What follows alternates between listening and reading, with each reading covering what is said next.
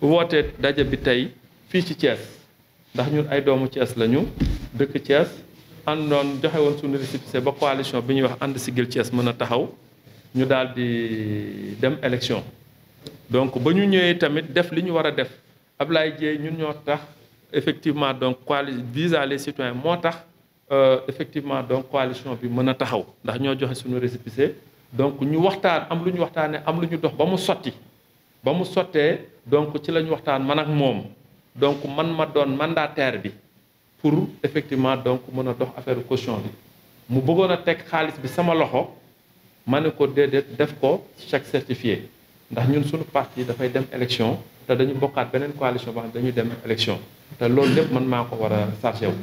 donc loolu bañ ko defee élection yi ñu dem ba nga xamee ne gis naa ne la mu doon wax ak gaañu ndax ñëpp ma lañ doon wax ndax maa nekkoon président commission communication bi. kon lépp lu waay doon war a wax rek da ngay wax ak man ba pare les gens se plaignaient ci la mu waxoon ak ñoom te defu ko ma gis aussi li mu wax ak man defu ko ñuy attirer attention toujours defu ko donc moi j'ai préféré quitter ma bind ko lettre de démission depuis le 6 décembre 2021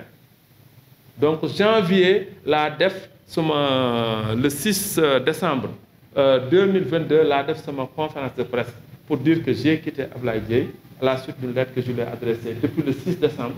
te moom ba ma ko yónnee ba tey ñemewuma laaj lu tax nga bàyyi ndax bindal naa ko te moom xam na ci conscience am li nga xamee ne moom laa koy reproché waaye comme ñu ngi woon ci élection man jógumoon pour yàqal ko jéewuma fee nekk di weere wala di weeje ndax kenn ci journaliste yi fi toog mënul ne jot na sama lettre de démission boo xam ne mënoon naa ko publier dama ne rek moom day maturité am manqué na pour mën a gérer une coalition bu toll ne Thiès donc foofu laa ci yam ñu tuumaal ma attaqué ma ne dama ko doon daw dama doon wut xaalis ci moom mu bañ ma koo jox moo tax ma mer daal di dem waaye yàlla xam na ma muñ bàyyi ba résultat yi am ñu kontaan ci parce que effectivement ñun dañu jógoon pour gagner léegi nag bu ñu demee ba nga xamee ne 23 janvier mbir mi jeex na ba tey jii nii ñu ngi toll ci mois de juin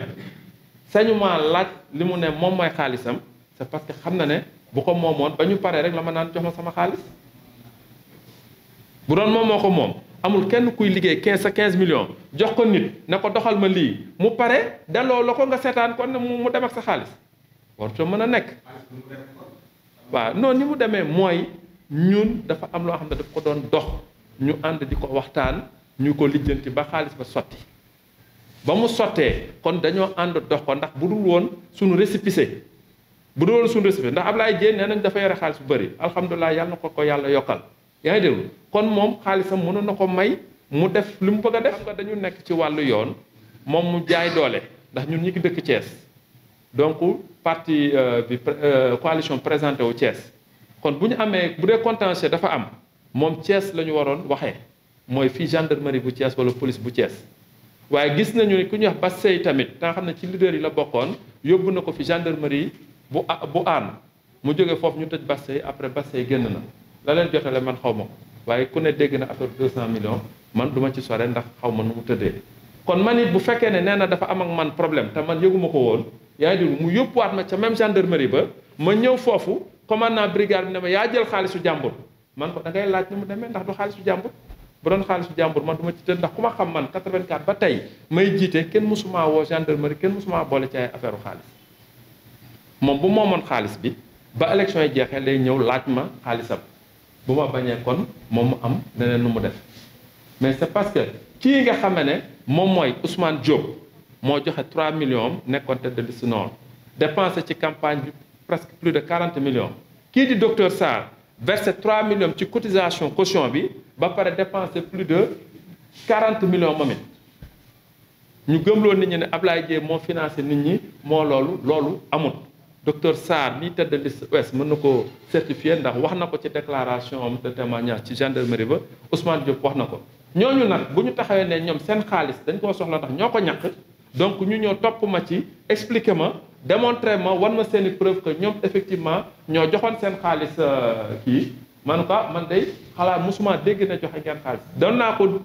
nañ ko rumandaat nii mais mosuma cee nangoo gëm ndax man dama gëmoon Ablaye Dièye ci nit ku jullite la nit ku baax la nit ku yaru la te am na société bu mag a mag a mag boo xam ne ça fait notre fierté kon loolu warut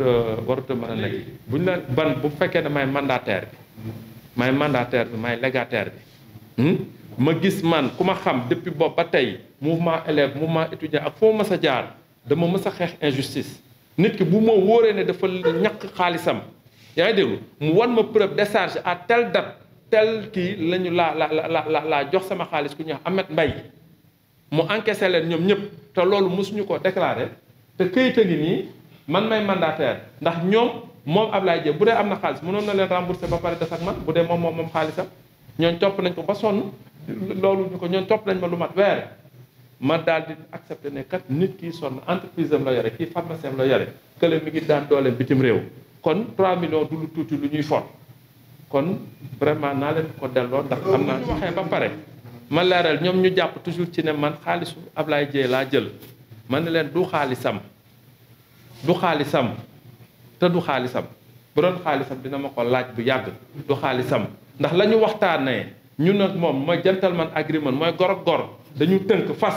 bu ñu fasee moom lu tax ñam mu jàkkaarloog man ci bët wax ma ne ma jox ma sama xaalis bu dee moo ko moom ndax pour loo néew doole bu nit jëlee sa xaalis di nga ko jaay sa bakkan wala dina la delloo sa xaalis man aw ma doole boobu yoruma ay gang ak loolu donc man loolu rek laa bëggoon wane mooy injustice bi am ndax xëy na am na moom fu mu wéeru ba tax mu yóbbu nit ñi gendarmerie nag mettre ñu en cause la gendarmerie ndax ñun ci la ñu juddu ci la ñu màgg te suñuy xarit yu bëri fa la ñu ne donc li ñu xam ci gendarmerie mooy professionnalisme ak loolu waaye bu fekkee ne nag am na ku ñuy commandant de brigade ñu dénk la gendarmerie nit ñëw porter plainte foo xam ne du sa zone de pouvoir nga bëgg faa noot nit ki man duma ko ñu noot ci réew mi ma ne nag li gën a yomb mooy man ku ma xam na ne bañkat laa dama ni ba ma fay génn dafa ma ne procureur nee na boo indiwul leen di xaalis bi dina jël décision ci yow ma ne ko li gën a gaaw mooy nga wax procureur mu téye ma ndax moo fi génnee du ma fi dellu si waat pour ne damay indi xaalis bu ñu ma convoqué nag xam nga convocation invitation la comme amul lu may daw te seen rôle mooy mën nañoo convoqué nit ki pour saytu ko mais saytu ko laaj ko voilà mais kii indi na chèque yow indiwoo chèque te tey jii keneen ki joxe xaalisam bindaluñ ko ak leneen ak leen man dugguma ci leneen mais li am solo rek mooy nañu nekk ci réewu yoon nañu buñ la joxee pouvoir exercer ko dans un sens équitable